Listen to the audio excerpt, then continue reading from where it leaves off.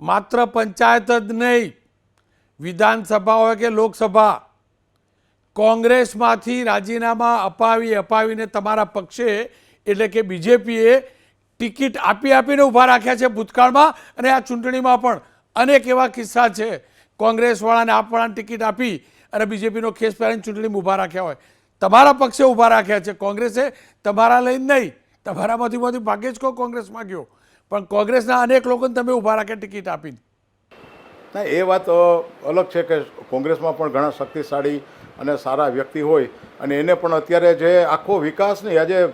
યશસ્વી વડાપ્રધાન મોદી સાહેબના જે કેડી કંડારેલી છે, સમગ્ર ગુજરાતમાં દેશમાં એક કેડી કંડારેલી છે, વિકાસના રાહ ઉપર ચાલવાનું છે, એમાં દરેક અન્ય પક્ષના લોકોને પણ થાય કે મારે પણ કંઈક કન્ટ્રીબ્યુશન આમાં આપવું છે કે જેથી ભારતીય જનતા પાર્ટીના માધ્યમ દ્વારા હું લોકોની સેવા કરી શકું. તો એ આવકાર્ય છે, અને એવા ઘણા કાર્યકર્તાઓને પાર્ટીએ ટિકિટ આપી છે અને સક્ષમ છે, એનો સમાજમાં સારું નામ છે, કંઈ સેવા કરવા માગે છે, તો એ યોગ્ય છે.